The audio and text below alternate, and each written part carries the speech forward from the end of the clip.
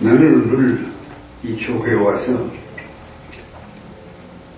조순배 목사님을 처음 뵀어요. 평생에 처음 만났어요. 그런데 참 조 목사님을 만나면서 마음의 기쁨이 가득해요. 왜 그런가? 그러면은 내가 오래 살아가지고 이제 한 달만 있으면 88이 돼요. 그렇게 놀랄 건 없어요. 그런데 그동안 많은 사람을 만났을 거 아니에요. 그래서 오래 살면서 많은 사람을 만났기 때문에 사람을 볼 줄은 알아요. 근데 목사님을 만나니까 마음이 기뻐요. 근데 사실 이 시간까지 사는데 새벽까지 또 비 오는 날 노인이 온다는 게 어렵지 않아요. 사실 노인이 대개 이 나이에 집에 앉아있거나 누워있거나 그러고 세월을 보내는 게 보통인데 오늘 여기까지 와서 또 여기 올라오기가 힘들더라고요. 젊은 사람은 껑충껑충 다니면 되겠지만은 노인은 올라오기가 좀 힘들어요. 그래서 옛날 찬송가에 천당에 가는 길 험하여도 생명길 전하리 은혜로라 찬송이 있었어요. 그래서 그걸 올라오면서 그것도 기뻐요. 여기까지 아이고 이게 힘들어서 어떻게 올라가나 하는 생각보다도 목사님을 만났기 때문에 그 얼굴을 봤기 때문에 같이 잠시 앉아서 얘기를 했기 때문에 내 마음은 기쁜 거예요. 왜 기쁘나? 그러면 사실 아니할 말로 교회 목사 하시는 분들이 다 마음에 드는 분은 아니잖아요. 어떤 분은 산악교생인 사람도 있고 그래요. 목사지만 그러면 마음이 안 놓여요. 저런 사람들이 하나님의 종이라 그게 될까? 이런 생각이 들거든요. 오늘 목사님을 만나니까 하나님이 참 귀히 쓰시는 하나님의 종이로구나 마음이 드는 거예요. 그래서 나는 오늘 기뻐요. 또 교회는 작지만 아주 그렇게 열심히들 해서 전도하는 날로 해서 여러 사람들이 모이고 또 성가대도 열심히 찬양을 하고 그리고 또 이 악기로서 찬양을 돕는 이들도 잘하고 그래서 내 마음은 오늘 기쁩니다. 근데 오늘 여기 모이신 분들 가운데는 물론 주의 예배니까 모이는 것도 있지만은 오늘 전도하기 위해서 교인들 중에 열심히 나서서 참 오늘 교회를 갑시다 이렇게 구원하기도 하고 또 가까운 사람들에게 오늘 아무개 교수가 우리 교회에 오시는데 좀 나와서 들어보세요. 그런 말도 하고 그다 쉬운 일은 아니거든요. 그래서 모르긴 해도 몇 분은 오늘 그래서 나온 분들은 늘 교회 다니고 예배 보고 하는 사람들이야 다를 게 아무것도 없지만은 그러나 열심히 한 사람이건 두 사람이건 저 사람도 나처럼 예수를 믿었으면 좋겠다. 그런 확신이 있어서 또 교회 인도에서 우리 조 목사님을 만나고 그러면은 반드시 마음의 변화가 있을 것이다. 그런 생각을 하고 열심히 전도해서 그래서 나온 분들이 어려우긴 하지만 한두 분은 있습니다. 그냥 억지로 끌려와서 끝나면 가지 이러고 있는 사람도 있지만은 이 중에는 하나님께서 오늘 이 시간이 아니면 당신의 뜻을 전할 길이 없어서 그래서 나와 있는 이가 누군지는 모르지만 한두 사람은 여기 있습니다. 오늘 이런 모임은 또 이 예배는 그런 분들을 위해서 하는 거지 나머지 사람들이야 필요해요. 그냥 늘 예배 보는 거니까 예배를 보고 그리고 끝나면 가고 그렇지만 이게 한두 사람은 안 그래요. 그 사람들은 오늘이 필요한 거예요. 오늘 이 시간이 필요한 거예요. 그들의 삶 속에서 어떤 계기를 가지게 되는데 오늘 여기 나왔기 때문에 하나님께서 그 마음의 변화를 주시면 삶의 방향이 달라지는 거예요. 그런 사람이 한두 사람 있습니다. 그러면 뭐 그이들만 필요하지 나머지 사람들은 뭐 때문에 여기 앉아있느냐 그러면은 그이들이 저 혼자는 안 와요. 그러면 그 두 사람만 앉아있고 그렇게 되면 안 돼요. 지금 모인 사람들은 다 그 뜻을 받들어서 들러리 가족이 위해서 와서 앉아있는 거죠. 안 와도 돼요.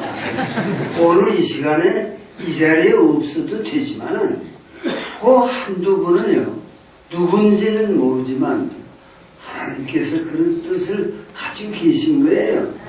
그래서 오늘 이 모임을 하는 겁니다. 이게 어려운 일이에요. 이런 모임을 가지는 게. 그렇지만 목사님의 뜻이 그렇고 교인들의 생각이 그렇고 전도해야 된다. 그런 거 아니겠습니까? 나도 오래 살아서 내 긴 생을 돌이켜볼 때 여러 가지 어려운 일이 많았어요. 내 생에도. 쉬운 인생을 살지는 않았어요. 그 왜 그런가 하면은 뭐 이 신앙에 간증하는 시간이니까 목사님이 아까 뭐 내가 태어남도 맹산에서 태어났다 그런 말씀을 하시더라고요. 근데 뭐 맹산이 어딘지 모르는 사람이 많을 거 아닙니까? 아주 산골이니까 거기에 태어나는데 그것도 오래전에 뭐 1928년 그러면 다 태거 쪽 이렇게 사는 사람이 많을 거예요. 1928년도 있었는가 그런지 모르지만 그때 그 시골에서 태어났어요. 그런데 우리 아버님이 내가 그 시골에 태어날 때는 맹산이라는 게 양산도에 나오는 산골이에요.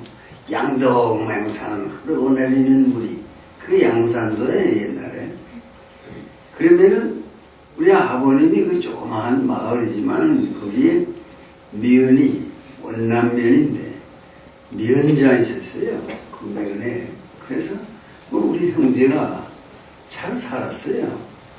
면장은 그래도 오늘도 밥술이나 먹는데 면장 노릇하면 일제시대에 면장이라는 자리가 드물기도 하고 면장하는 이들은 다 괜찮게 살았습니다.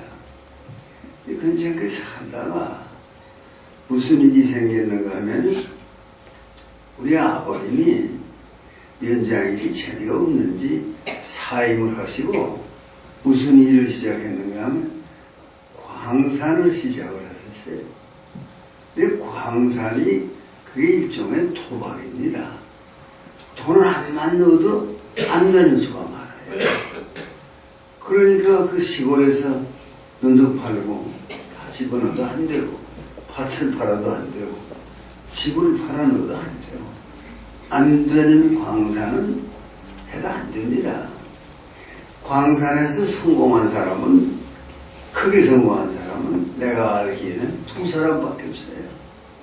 한 사람은 저 방응모 선생이라고 일제때 1920년대에 조선일보를 인수했습니다. 무슨 돈으로?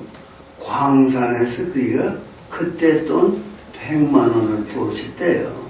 방응모 선생이. 그래서 그 평양에 아주 애국자이시고 뜻깊은 장로님이 조만식 선생님이니까 조만식 선생을 찾아가서 내가 이렇게 100만 원을 벌었는데 그때는 쌀한가마에 몇 원하고 계란한 그릇이 몇천 하는 때에 100만 원이 큰 돈이죠. 유행가도 있었어요. 만약에 100만 원이 생긴다면 요새 그런 노래를 해서 누가 부르겠어요? 비행기도 사고 뭐 얘기가 굉장합니다. 그런 때예요.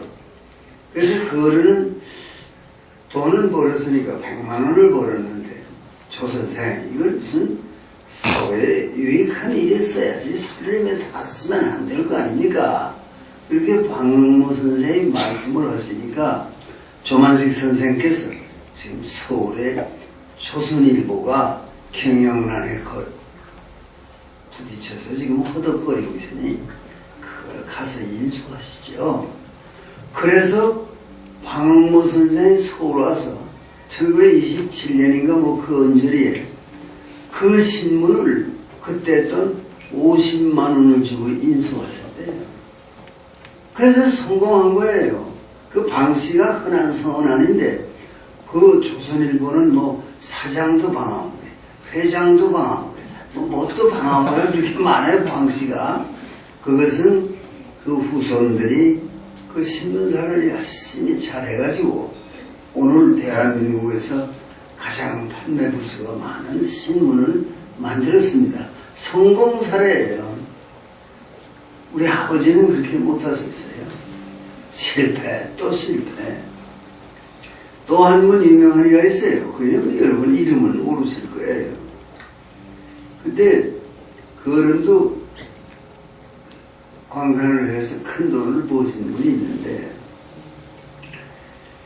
그이는 아들, 딸이 뒤에 뭐가 됐는지도 모르겠고 또 하시던 일이 뭐 크게 남지는 않았지만 그래도 성공을 하긴 했는데 왜 유명하나 그러면 김구 선생이 총에 맞아 세상을 떠난 서대문의 경교장 그것이 최창학 씨 이제 말하는 최창학 씨의 저택이었습니다. 그래서 김구 선생은 최창학 씨의 저택에서 세상을 떠났다. 그래서 남아있어야지만 무슨 크게 우리에게 영향을 미치는 일은 없지만 근데 대개는 안 됩니다. 광산을 해서 성공한 사람이 없어요. 한 번 광산에 빠져 들어가면 벗어나지 못합니다.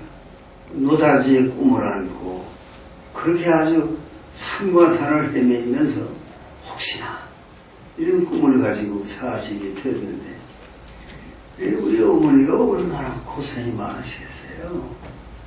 남편은 그런 꿈을 안고 집에 돌아오지도 않고 그러니 뭐 시골에 논도 없고 밭도 없고 집도 없고 어떻게 사시겠어요. 그러니까 애들 손목을 잡고 우리 어머니가 나는 아주 한 4살밖에 안 됐을 때고 내 누님은 그래도 초등학교를 요새 말로 하면 그때는 보통학교라고 그랬는데 보통학교를 졸업했고 또 내 형님이 한 분 있고 이렇게 우리들 커널이고 우리 어머니가 평양이라는 큰 도시에 나오셨습니다. 처음에 평양 오셔서 처음 10년 사이에 이사를 14번을 하셨대요. 이사를 14번을 하셨대요. 아이고 이사 다니는 게 취미인가 그러면 그게 아니고 이사를 다니는 게 옛날에는 무슨 계약이 없잖아요. 뭐 2년은 살 수 있다 3년은 산다가 없고 주인이 방을 내주셔야 됐어요. 그러면 비구나 또 다른 새 방을 얻어서 나가야 돼요. 그러니 30전후의 젊은 엄마가 애들 손목을 잡고 평양이라는 포노한 거리에 나와서 시골하고는 비교가 안 되잖아요. 철없는 것들이 나 저거 먹고 싶어 나 저거 사줘 그래도 사주지 못하는 우리 어머니의 심정이 어떠했을까. 그러면 나이가 이렇게 됐어도요 그 생각을 하면 눈시울이 뜨거워지는 거예요. 고생 많이 하셨어요. 10년에 이사 14번 하는데 이사 다니는 게 쉬운 일입니까? 우리 어머님이 우리들을 키워주시기 위해서 안 하신 고생이 없습니다. 남의 집 빨래도 하시고 학생 하숙도 하시고 싹바느질도 하시고 그러면서 아버님은 산을 헤매이고요 광산 노다지를 찾아서 집에 별로 오시지 않아요. 그럼 어머니가 이 아이들을 다 키우고 공부를 시키고 먹여 살리고 쉬운 일입니까 그게? 그런데 우리 어머니가 제 누님 한 분 계셨는데 그 누님을 시골에서 보통학교를 마쳤으니까 서울 저 평양 와서 이 학교에 보내. 평생 그 고생을 하시면서 이 학교에 보냈어요. 동네 아주머니들이 다 아들도 아니고 딸을 말이야 학교 보내느라고 왜 그렇게 고생을 해요? 그래도 우리 어머니가 웃으시면서 아이고 아이들이 그래도 학교 다니고 공부를 해야죠. 그 딸을 공부시켰어요. 평양에는 대동강이 흐르고 대동강변에 유명한 요정들이 여럿 있습니다. 국일관, 명월관. 그런 일제 때 그런 요정에는 반드시 권번, 일본 말로 권번인데 그게 기생양성소죠. 그 가난한 집에 예쁘장한 어린 딸이 있고 그러면 그걸 기생학교에 보내는 거예요. 그게 기생학교예요. 권번이. 그래서 집안이 가난해도 딸이 기생 다니면요. 기생 노릇하면 꼭 가서 기생학교에 가서 뭐 당구 치는 법, 술 따르는 법, 춤추는 법, 소리하는 법 이런 걸 배워가지고 술 먹으러 온 사람을 그걸 엔터테인 하는 게 기생이에요. 그 평양 기생이 많아요. 가난한 집 딸들이 그 권번에 가서 배워가지고 기생이 되면 살림은 나아지죠. 그럴 거 아닙니까? 우리 어머님이 보고 동네 아주머니들이 또 아가 아무개 그 학교 보내고 그러지 말고 그 권번에 보내면 살기는 나아질 거 아니야. 그래도 우리 어머니가 그래도 아이들이 공부를 해야지 기생이 됐으면 되겠습니까? 그 딸을 공부를 시켰습니다. 학교에 보내고 당신은 안 하시는 고생이 없어요. 다 고생을 하시면서. 그래서 나 같은 사람도 평양의 평고라는 좋은 중고등학교가 있어요. 일진대. 거기를 보내주셔서 거기를 다녔어요. 그런데 그때는 등록금은 없고 그저 있는 게 뭔가 하니 월사금 그래서 다달이 내는 건데 나는 월사금은 제때 내버리니 별로 없습니다. 왜? 집이 가난해서. 근데 우리 어머님이 저녁 끼니를 끓일 쌀이 떨어져도요 걱정하는 법이 없어요. 참 대단한 어머니예요. 야 이젠 뭘 먹고 사냐? 굶어 죽겠다. 그런 말씀을 안 하세요. 우리 어머님이 웃으시면서 우리들 보고 야 산 사람이 왜 거미줄을 쓰겠냐? 먹고 살게 된다. 우리한테 희망을 주시는 거예요. 나는 여성을 존중하는 것이 어머니가 그런 낙관적인 인생관을 가지고 있으면요 아이들은 편안히 자랍니다. 먹게 되는 거고 그렇게 말씀을 하시면 글쎄 저녁 끼니를 끓일 쌀이 떨어졌어요.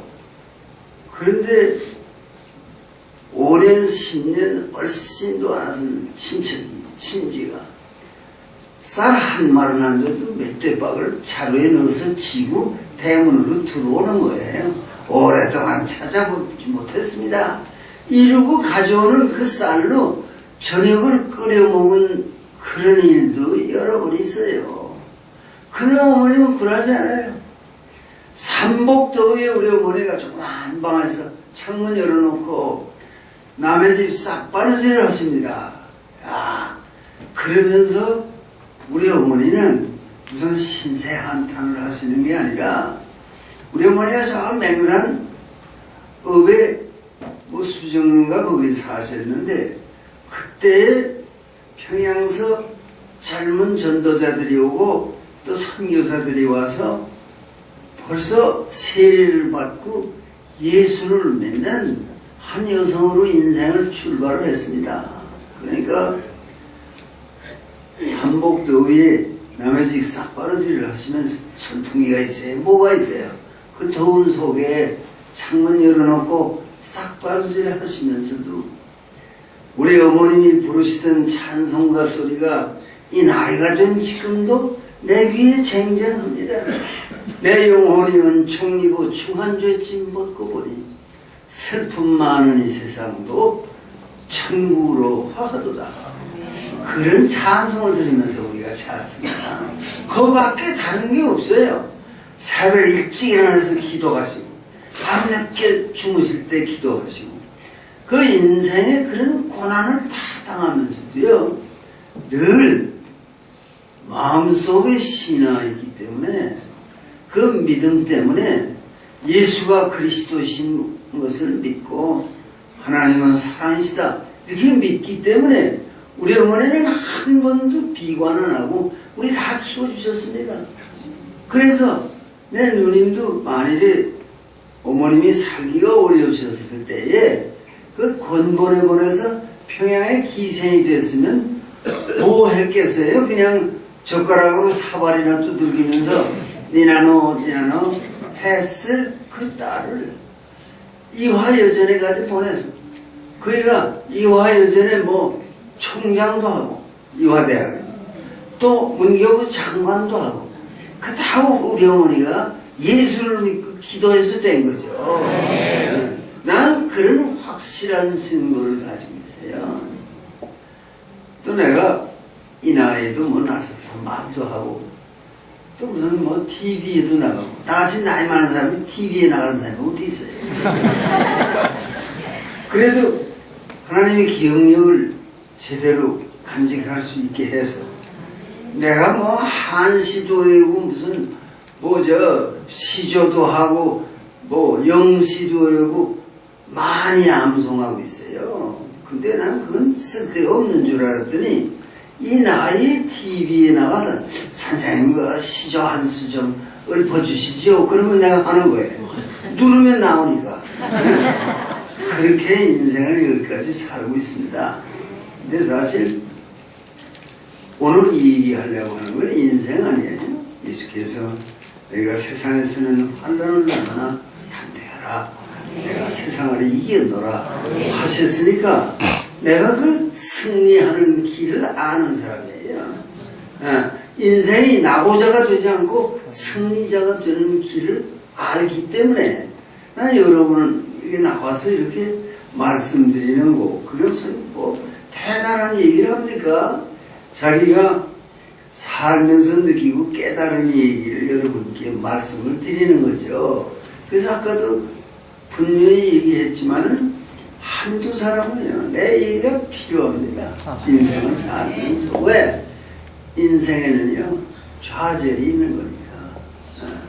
그러나, 무슨 고생도요, 나만큼 한 사람이 드물어요.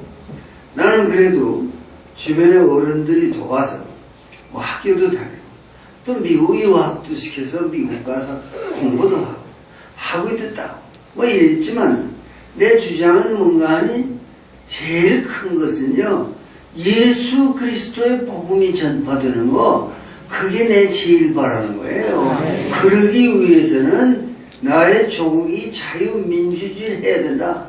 자유민주주의를 포기하면 예수 믿기 어렵다. 내가 북에 살았으니까요. 김일성 밑에 살았어요. 김일성이 30대 젊은 사람으로 그 평양 역전 광장에서 강연하는 그 모습도 내 눈에 선하고 그의 카랑카랑하는 목소리도 내 귀에 쟁쟁하거늘 오랜 세월이 지나고 그는 나보다 먼저 갔습니다. 인생이 그런 거예요. 그런데 나는 공산주의 사회에 살아본 경험이 있기 때문에 그건 안 된다. 첫째, 예수 믿는 사람이 살 수 없는 세상이다 그거는. 그래서 그저 어머님 모시고 보따리를 해서 미고 그리고 달빛도 없는 어두운 밤에 논두렁 길을 따라 남쪽으로 38산을 넘던 때 나는 젊은 사람이었습니다. 여기 지금 젊은이들이 여기 난 목사님 보고도 사실은 서서 하자고 그랬어요. 예를 보는 데 가서 뭐 앉아 그러는가 그러니까 또 목사님이 앉아서 하시는 좋다고 그래서 앉았지. 내가 앉아서 얘기하는 거예요. 거리연에 와서 그랬죠. 내 평생 늘 서서 얘기했어요. 그래서 책도 서서 얘기하는 까닭 그런 책도 냈어요. 그런 사람이 서서 하면 다리 아프 같다고 앉아서 하라고 앉아서 하자고. 내 무슨 다른 죄가 있어서가 아니라 나이가 많아서 그래요. 이 젊은 사람들이요 뭐 모를 거예요. 저희는 왜 저 꼴이 됐을까 하고 있지만 사실은 나도 젊어서는 팔팔한 사람이 있어요. 계단을 뛰어 올라가고 뛰어내리고 그랬어요. 머리도 까맣고요. 흰머리카락이 하나도 없었어요. 어떤 사람은 젊어서 보약을 잘못 먹어서 보약 희끗희끗한 사람들이 있지만 나는 보약 먹으니까 그 까맣던 머리가 말이야. 하나씩 둘씩 휘어지기 시작하더니 어느덧 내 머리 위에는 흰 서리가 내렸습니다. 고려 말에 선비 우탁이 이렇게 탄식한 걸 기억하십니까? 한 손에 막대 잡고 또 한 손에 가시를 쥐어 늙는 길 가시로 막고 오는 백발 막대로 치랬더니 백발이 처문 줄 알고 지름길로 오더라. 그런 인생을 살아야 하는 겁니다, 여러분. 내가 결혼식 주례를 하는 일이 있어요. 그럼 해주면서 내가 미리 찾아오라고 그래가지고 너희 두 사람이 50년 동안은 앞으로 사랑할 자신이 있냐? 자꾸 무슨 결혼을 하고는 또 안 살고 말이야. 이러니까 50년 서로 사랑할 자신이 없어 하지 말라. 얼마나 괴로운 일이. 뭐 사랑한다 그러고 뭐 결혼해가지고 말이야. 마음에 안 맞는다 그래서 싸우고 말이야. 헤어지고. 그러면 안 되고 50년 앞으로 사랑할 수 있느냐. 여러분의 삶에도요. 내 생에는 물론 뭐 이제 지금 설명을 하겠지만 뭐 막바지에 왔지만은 50년, 50년이면 많은 변화가 생깁니다. 인생에. 살아있을 수는 있는 사람들이 몇 있겠지만요. 대개는 다 늙습니다. 노인이 되는 거예요. 이제 50년 지나면. 그 50년이 뭐 그게 언제와 모르는 소리예요. 이 인생에도 추나 추동이 있는데 봄이 있고 여름이 있고 가을이 있고 겨울이 있는데 봄, 여름은 시간이 더디 갑니다. 음악의 용어에 아다지오, 천천히, 그게 그 세월이에요. 다시 말하면 인생의 봄철은 한 20까지고 그 20대, 30대가 인생의 여름철이고 여름 가면은 가을 옵니다. 지금 가을이 깊어가잖아요. 오늘 지나고 내주 되면은 이제 눈도 올지 모른다. 겨울이 저만큼 왔어요. 그런데 살아보니까 그 봄, 여름은 천천히 가는데 봄, 여름 가고 가을 40대에 올라서면요 세월이 달라집니다. 지금까지 아다지오로 가던 세월이 갑자기 알레그로가 돼요. 빨라요. 내가 느낀 대로 한번 말씀드릴게요. 마흔 그러니까요. 목욕탕에서 노인들이 마흔 하나 이리제 그렇게 한 거예요. 잘 들어두세요. 마흔 하나 만들 마세요. 50장까지예요. 50, 60 사이도 살아봤는데 그건 순서대로 한 거예요. 50 이듬해 55에 점프해요. 50, 55, 그럼 60 아닙니까? 회갑됐어요, 벌써. 그 주의라는 노인이 말이에요. 중국의 학자가 뭐라고 그랬어요? 소년 1호 항난성, 젊은이 늙기 쉽고, 늙는 건 쉬워. 젊은이 늙기 쉽고, 항난성, 학문 대성하기는 어렵다. 그런 거로 일촌광음 불가경, 1분 1초도 가볍게 여기면 안 되지. 그러면 뭐라고 하니? 미각, 지당, 춘초몽, 아직도 연못가의 봄풀은 그 꿈에서 깨나지 못했어. 아직도 봄인 줄 알고 있어. 이 모조리가 말이야. 응? 아직도 봄이, 아직도 뭐 세월이. 그러나, 계전 오엽이 추성, 계단 앞에 오동나무에는 가을바람 부는구나. 무소소 가을바람 부는구나. 그게 인생이에요. 그게 그 주자가 잘 본 거예요. 세월이 그렇게 가요. 50, 55, 60 할 말 없잖아요. 60, 70은 내가 살아봤을 거 아닙니까? 60, 70은요 65도 없어요. 60에서 70으로 지켜나는 거예요. 야, 무서운 겁니다. 60에서 70으로 직행하예요. 그래 이제 70 지나면요. 그것도 살아와서 아는데. 그전 눈 한 번 깜빡하는 걸 왜 한눈 글자로 일순간 그래. 눈 이러고 있는 사람 어디 있어? 깜빡. 이러지. 눈 한 번 깜빡하면 1년씩 가요. 아, 칠순이다. 그러더니 눈 몇 번 꼬뻑꼬뻑 했더니 87, 이제 한 달 있으면 88이 돼요. 그게 인생인 거예요, 그거. 그걸 모르면 안 돼요. 오늘 뭐 집회 짓고 다녀요. 그러니까 요 며칠 전에 낙엽이 수북하니 연세대학 교정에 떨어졌는데 우리는 그 가까운 곳에 벌써 67년을 살아요, 한 집에.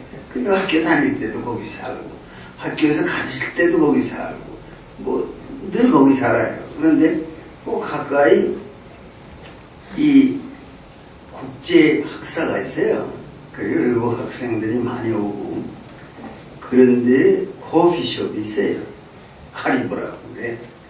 거기 이제 아침에 커피를 마시러 이제 혼자 집행을 짓고 갑니다. 걸어가요. 그러면 거기 학교에서 수의처럼 일하는 사람이 수북한 그 낙엽을 쓰는 거예요. 아침에. 쓰다 그 사람 나도 아니까 한 5, 60 됐겠더라고요. 나를 보더니 아주 전라도 사투리도 멋있게 하더라고요. 아따. 나를 보더니 뭐라고 하는지 알아요? 에? 원 세상에 무서운 거 없던 김동길 교수께서도 세월만은 어떻게 못하시네요. 집회 짓고 어쩌고저쩌고 그건 믿지는 않아요. 그게 사실이에요. 왜 불교에서들 늘 말하지만은 인생에는 태어나는 일이 있고 사는 일이 있고 점점 늙어가고 병들고 마침내 떠나는 것이다. 그게 인생이에요. 그 순서를 모르면 인생을 제대로 못 살아요. 다들 다 패배자가 돼요. 뭐 권력의 정상에 뭐해요? 권력의 정상에 올랐다 떨어지면요 올라가지 않았던 사람보다도 더 비참해요. 뭐 가진 게 많았어요. 늘 가지고 있을 수 있나요? 안 돼요. 어느 때에 가서 추락하는 거 그게 인생입니다.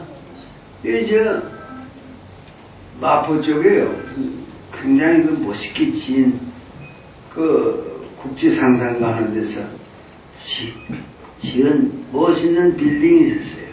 그 주인이 양씨인데 양씨가 그 집을 짓고 또 자기 딸도 시집 보낼 때 엄청난 예장을 해서 보냈습니다. 잘 사는 사람이니까. 그런데 이제 부도가 나기 시작했어요. 그래서 그 건물도 다 날아갔죠. 그 사돈에게 자기 딸이 시집 간지 그 시아버지에게 맡긴 돈이 있었는데 재판에 걸렸어요.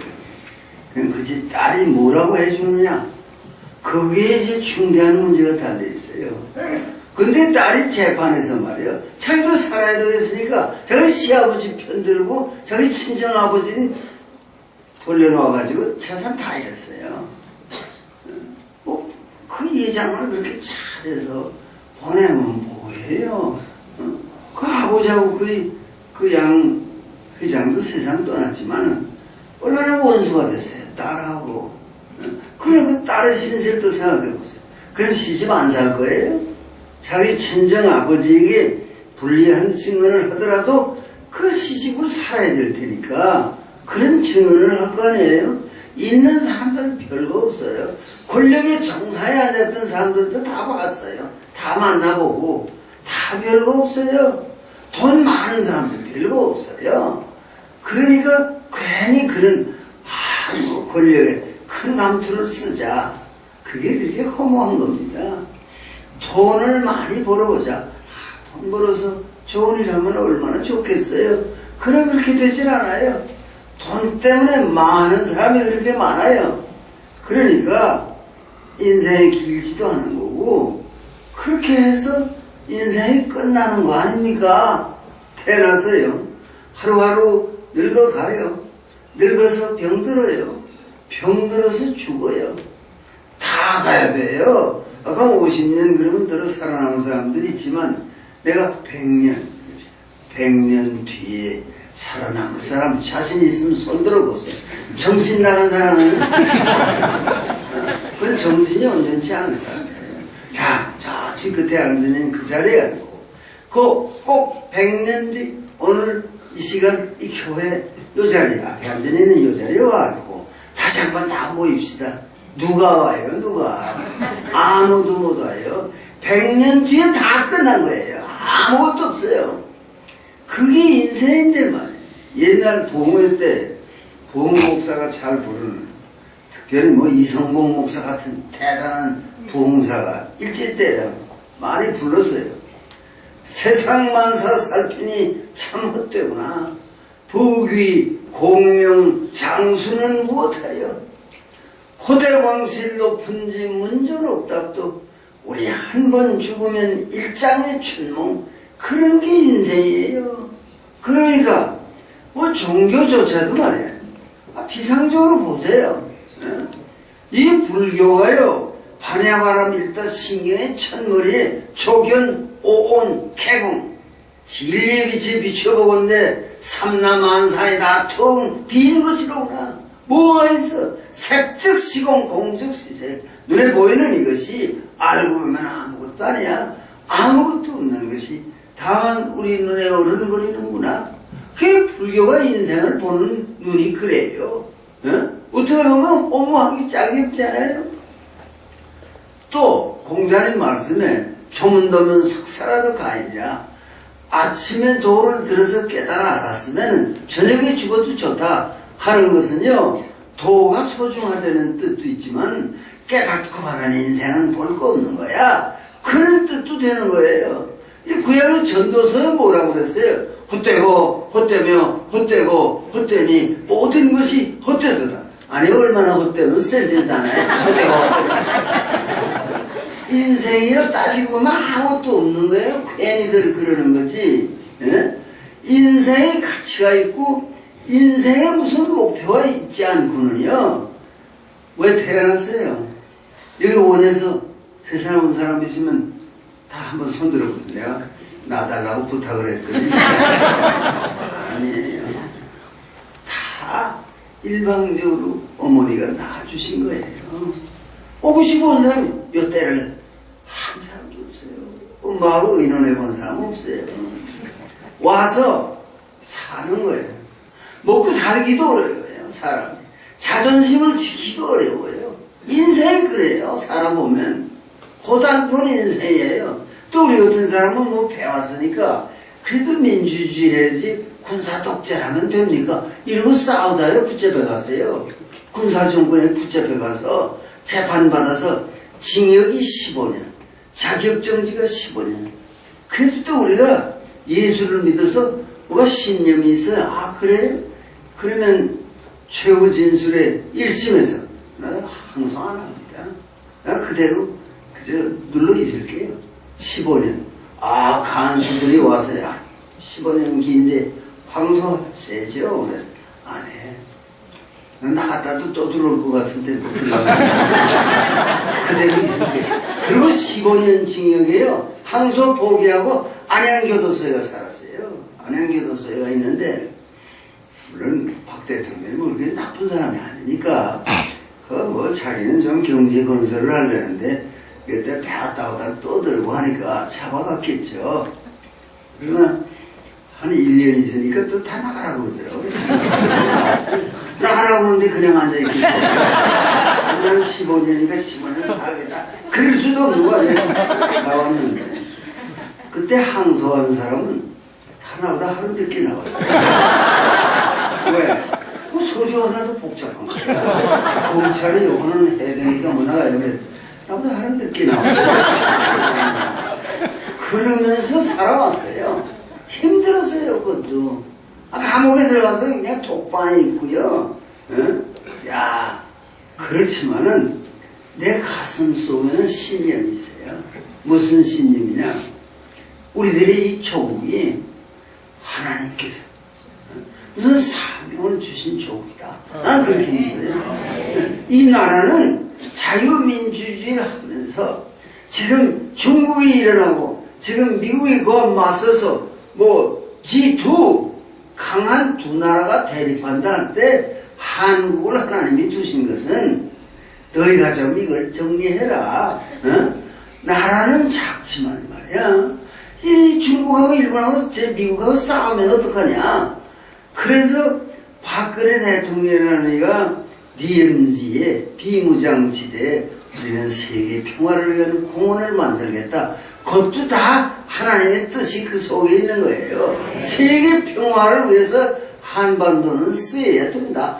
그게 이 하나님의 명령이에요. 그렇기 때문에 한국이 야 이거 뭐 이러다 뭐가 되냐? 뭐가 돼요? 예? 여러분은 왜 하나님이 중국 이순신 같은 일을 이 역사 속에 두셔서 아니면은요 일본에게 벌써 맥혔습니다. 맥혔어요. 예? 1592년 16세기입니다. 아직도 이 국민의 자주성 주체성이 아주 확립되기 전이에요. 그런 때에 만일이 왜 도요토미 히데요시 군대가 와서 다 점령하고 그러나 이순신을 시켜서 그걸 다 몰아내고 뭐예요? 필생즉 사예요. 살고저 꼭 살려가면 죽고 필사즉 생 죽기를 결심하면 살다. 성경의 말씀이에요. 이순신 장군이 한 말이에요. 살려가면 죽는다. 죽기를 결심하고 그 이순신 장군이 죽기를 결심하고 이 조국을 살렸어요. 만일이 그때 16세기에 일본에게 다 점령당했으면요 오늘의 코리아가 없습니다. 근데 일본의 홋카이도, 혼슈, 시코쿠, 규슈, 조생 일본의 일부가 되어서 오늘 아무리 아베라는 사람이 까불어도요 한국이 껐떡도 안 해요. 뭐 독도는 뭐 자기네가 누가 줘요? 이번에 와다 하루키라는 동경대학 교수 아들이가 있어요. 그이가요 뭐라고 그랬는지 알아요? 아니 일본은 왜 독도가 한국 땅이야? 그걸 가지고 자꾸 문제 삼느냐?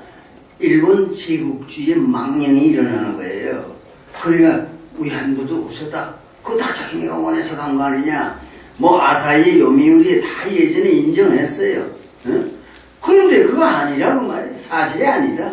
그러면 우리 젊은 여성들이 그 시대 지금 뭐 30년대 말 40년대 초에 아니 정신대로 끌려가는데 가서 돕겠습니다 이러고 가서 그 짓을 했어요? 강제로 데려갔죠. 그 시절에 엄마들이 딸 가진 엄마들이요 빨리 어떻게 딸을 시집 보내려고 노력을 많이 했어요. 시집 안 갔으면 걸릴 가능성이 많으니까.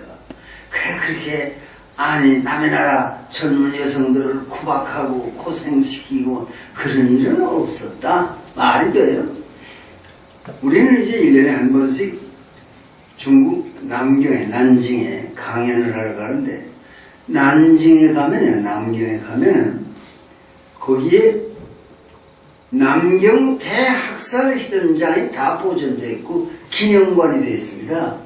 난징에 일본 군대가 올라가가지고 상륙해가지고 거기 들어가서 30만 원 주겠다잖아요. 30만 원. 그 하나님이 그대로 안 두십니다. 아 그런 일 없어요. 일본인이 그렇게 잔인한 사람 아닙니다. 일반 국민은 그렇죠. 잔인한 국민 아니에요. 사람들이요 아주 정직하고 일반 국민 정직하고요. 그리고 남 생각도 많이 하는 국민이 일본 국민이지만 지배층은 달라요. 뭐 아베니 뭐 스가니 이런 인간들은 다 전통적으로 일본의 지배기급이에요. 일본의 일반 서민은 권력에 접근하려고 안 그래요. 그저 우동집을 300년 하기도 하고 농사 짓는 사람이 그 땅에서 300, 400년, 500년 농사 지면서 살고 아무 일 없어요. 한국처럼 안 돼. 아들들에게 말해. 목수하는 아버지가 아들이지만 너는 대학에 가야지. 목수하면 안 돼. 이렇게 가르치는 나라는 이 나라뿐이지. 아들. 그래서 논 팔고 밭 팔고 심지어 소를 팔아서 아이들 대학에 보내잖아요. 시골 써도. 그래가지고 나라가 이만큼 된 건 사실이에요. 좀 정리를 제대로 하면요. 괜찮은 대단한 나라입니다. 일본 아니 우리 대통령 박근혜 대통령 전에 10명 있는데 그 중에 10분 중에 2사람은 이승만 대통령하고 윤보선 씨는 다 양반 집안에 태어난 사람들이에요. 뭐 굉장한 사람들입니다. 그렇지만 나머지 8사람은요 전부 가난 속에서 헤매이던 그런 사람들이 대통령이 됐잖아요. 그러니까 이 군인된 전두환, 노태우 이 2사람과 가장 가깝던 사람이 김복동 장군이에요. 거의 우리가 잘 알죠. 그 세상 다 잘 알지만 근데 그 2사람은 가난했고 김복동 장군의 집은 유복한 집안이었어요. 그래서 그 둘이 늘 김복동 장군 집에 가서 먹기도 하고 신세 많이 줬어요. 자기들이 이렇게 말하는데 그리고 노태우 씨는 김복동 씨 여동생하고 결혼했어요. 그 사람이 아주 말도 잘하고 노래도 잘한대요. 응? 노태우 씨가. 그래서 한번 잘 보셨나? 결혼했다 그래. 그런데 그 2사람은 가난하게 자란 2사람은 대통령이 됐잖아요. 김복동 씨는요 중장까지만 올라가고 대통령 못했습니다. 그보다 세상 떠났어요. 그런데 가난하게 자랐지만 말이에요 거기에서 실험해보지 않은 리더십이 나오는 거예요. untried leadership. 야, 그런 사람들이 나와서 조국을 60년대, 70년대, 80년대 이만큼 키워나왔어요. 그거 다 배후에 하나님의 뜻이 있는 거예요. 이 나라가 사명이 없는 나라가 아니에요. 그래서 나는 한반도의 사명이 뭐냐? 그것은 한반도가 이제 머지않아 통일됩니다. 왜 그러냐? 북에 나가는 꼴을 보세요. 일본서 최근에 나온 책을 일본 사람들 보내줘서 그걸 최근에 받아보니까 시진핑은 김정은을 죽이고야 만다. 그렇게 책이 돼 있어요. 왜? 너무 감정나서 저놈은 없애야 된다. 이렇게 시진핑이 생각한다고 그 신문 기자인데 북에도 여러 번 갔대요. 그러면서 이제 김정은의 시대는 끝난다. 어? 근데 왜 그런 생각을 하느냐 하면요. 사실 입만 벌리면 남한을 그냥 돌바닥으로 만들겠다니 청와대를 날려버리겠다니 이게 다 한심한 소리예요. 왜? 전쟁을 정말 하려면 6.25 직전처럼 조용하게 있어야 돼요. 그건 무서운 거예요. 조용하게 평화적으로 합시다 이러고 있으면 이놈이 무슨 짓을 할까 이런데 가만 안 있어요. 자, 우리가 무슨 핵무기도 실험하고 다 할 테니까 그리 하시. 그 전쟁 못해. 우리는 젊어서 싸움도 많이 해봤는데 피안도 사람이니까 받는 걸 잘해요. 받을 때 가만히 있다 받아야지. 받을 거야. 그냥 북이 저렇게 나가는데 저게 궁지에 몰린 거예요. 이제 보세요. 우리는 해방을 맞았는데 해방될 때 우리가 해방되리라고 내다본 사람이 한 사람도 없어요. 왜냐면 망명 가서 라디오 듣고 이런 사람들이 알았겠죠. 국내에도 그런 사람이 한두 명이 있었는지는 모르지만 전반적으로는 몰랐어요. 해방될 줄. 그러니까 1945년 8월 15일 12시에 일본 천황이 중대 발표를 한다 할 때 무슨 발표를 하는지 몰랐어요. 라디오도 드문 때인데 거기 쭉 모였는데 일본 놈들도 다 같이 끼어있고 그 경험을 했으니까 일본 천황이 다 죽어가는 목소리로 일본은 연합군에 대해서 무조건 항복합니다. 이러니까 일본 놈들 목이 탁 떨어지는 거예요. 이렇게 빨리 망할 줄은 몰랐는데 일본인 신세가 한심하게 됐었어요. 하나가 부지런하고 머리 좋고 일을 잘 꾸며서 오늘 일본의 경제력이나 그게 상당하게 됐지만 지금도 아베니 친구들이 나와서 그걸 불어먹는 거 아니에요? 그 한국은 못 당해요. 그래가지고 한국의 사명은요 세계 평화를 위해서 하나님이 만세전에 선택해서 이순신으로 하여금 이거 일본 놈한테 넘어가면 안 돼. 네가 지켜야 돼. 그래서 이순신이 지키고 뭐 일제 36년을 겪었지만은 그때는 한국은 못 먹습니다, 일본이. 그래서 그냥 분단도 의미가 있을 거 아닙니까? 분단의 고통을 여지껏 겪고 있지만은 그래도 이게 다 무슨 의미가 있는 겁니다. 동서독이 통일됐는데 왜 한국은 못하냐?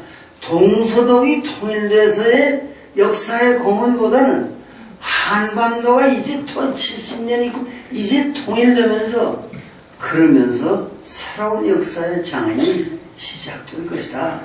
그러니까 국가가 그래요. 여러분 개인도 그래요. 개인도 무슨 병 나거나 그러면은 이젠 죽었구나. 그렇게 되는 게 아니에요. 죽을 뻔할 수는 있죠. 죽을 뻔하고. 그런데 그 오늘 모여서 이렇게 예배 보고 뭐 찬송 부르고 하는 사람들은 거의 다가 죽을 뻔한 경험은 있는 사람들 아니에요. 그러나 살 뻔한 사람은 다 가고 삶의 목숨이 죽을 뻔한 사람들이 모여서 예배 보는데요. 죽을 뻔했는데 내가 살아서 할 일이 뭡니까? 그런 사명감 때문에 내가 이제 더 길게 하면 또 너무 길다고 그럴 테니까 이제 마지막 한마디 할 것은 뭔가 하니 나 자신은 무엇을 믿고 살아가는가. 생, 태어나는 거, 늙어가는 거, 노, 병드는 거 늙으면요 다 어디 아픈 데가 많아요. 뭐 허리도 아파서 무슨 디스크 수술을 했더니 제대로 잘 안 돼요. 그래서 또 이 고생을 하지 않아요. 어떤 사람은 눈이 잘 안 보이고 어떤 사람은 귀가 안 들리고 늙으면 다 그렇게 돼요. 그리고 이제 인생은 다 가는 것인데 살아온 길을 돌이켜보면 나의 삶에 내가 하나님께 진정 기도해서 내가 내 목숨을 여기까지 연장해 왔다 하는 신념을 다른 사람은 몰라도 나는 알아요. 내가 이게 사변날 때 연희대학에 학생회장이 있어요. 그래서 인민군이 가까이 왔다고 우리 약태 호감 있는 교수님이 오셔서 군들 지금 인민군이 다 왔는데 학교를 지킨다고 그러고 있어서 어떡하나 조금 남쪽으로 가서 한 2, 3일 있다가 돌아오면 돼. 그러면서 학교에서 봉투도 하나 만들어서 이걸 여기로 가지고 좀 간부들이 있으니까 갔다 오라고 해서 거기서부터 벌써 그날 새벽에요. 한강철교가 폭파됐습니다. 한강을 건너서 남쪽으로 갈 길이 없어요. 그래서 조그만 배를 타고 친구들이 그걸 타고 서강에서 한강을 건너서 그때부터 걸어서 남쪽으로 밤이 되면 곡식단에 끼어서 자기도 하고 수복이 안 돼요. 탈환이 안 돼요. 또 가고 그래서 뭐 수원에서 가서도 며칠 있고 대전에 가고 대구에 가고 수복 안 돼요. 그래서 결국은 흘러 부산까지 가고 부산에서 또 해운대에 가서 취직을 해가지고 그 몇 달 동안을 거기서 일했습니다. 해운대에 뭐가 있었는가 하니 미국이 군수품 하역하는 작업을 해야 돼요, 바다에. 그러니까 배가 오면은 그 하역 작업을 하는 게 한국 회사가 대원기업이라고 하는 한국 회사가 그걸 맡아서 하는데 거기에 통역으로 취직을 해가지고 일하고 있었어요. 수복됐습니다. 솔직히 이제 구입할 수복이 됐다. 빨리 서울 가봐야 될 텐데 길이 없어요. 그 수소문 끝에 아니 경찰 경비정이 하나 인천을 가야 되는데 태워줄 수 있습니다. 그래서 학생 미직을 탔어요. 영도 앞바다를 떠나는 때가 언제냐? 928 수복이에요. 그러고 나서 일주일 내에요. 그러니까 아마 10월 5일, 6일 이런 때일 거예요. 그것도 탔어요. 근데 영도 바다를 떠날 때 오후에 날씨 좋았습니다. 그날 인생이 늘 그렇게 날씨가 좋은 게 아니더라고요. 아니 밤중 되면서 바람이 불고 비가 억수로 쏟아지고 다 죽게 됐었어요. 먹은 거 다 토하고 말이야. 또 배가 만일에 해안선을 따라가면 아 폭풍이 났으니까 뭐 피난 뭐 목포항으로 들어간다나 이러면 될 거 아닙니까? 들어갈 수가 없어요. 왜?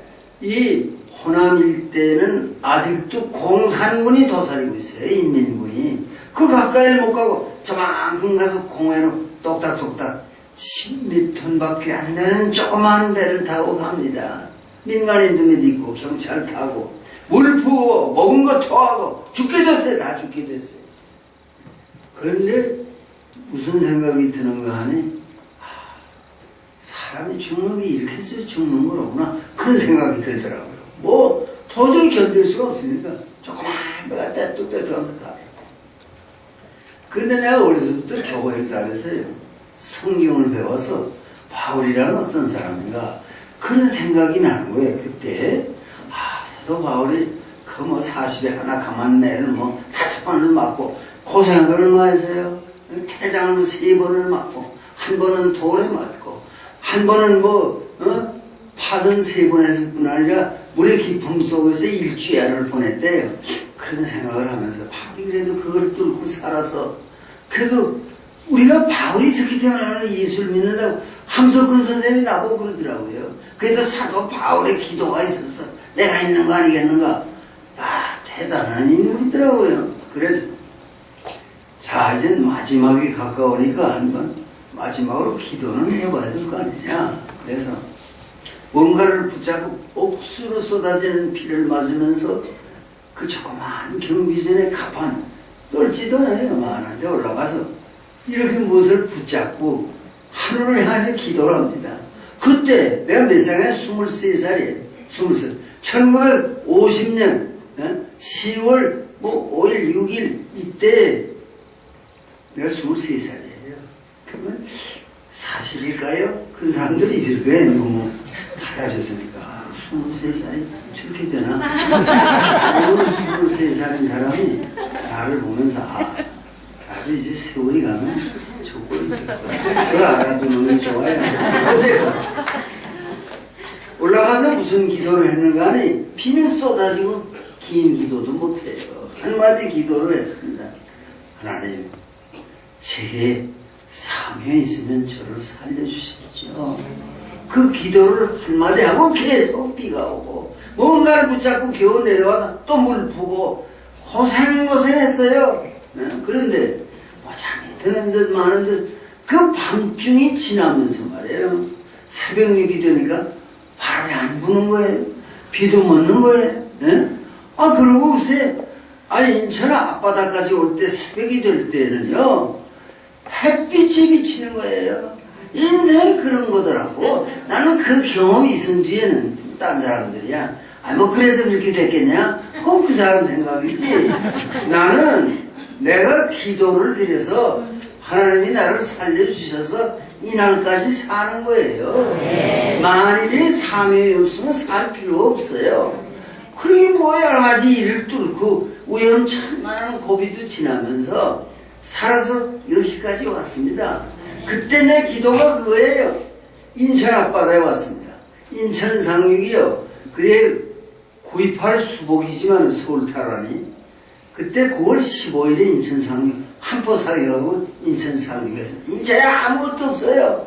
근데 그 인천 앞바다에 배가 군함, 구축함, 순양함 크고 작은 배가요 200척이 아주 쫙 있어요. 거기에 그걸 보면서 이제 살았구나 그런 생각을 하면서 사는 거에서 우리 집에 와보니까 지금도 사는 그 집이지만 그게 포탄을 맞아서 집이 만큼 깨졌더라고요. 그러나 인명의 피해는 없고 또 중공군이 나와서 또 후퇴하고 그 고생을 하면서 살아서 오늘 이 나이가 돼서 여러분에게 이 간증을 하는 겁니다.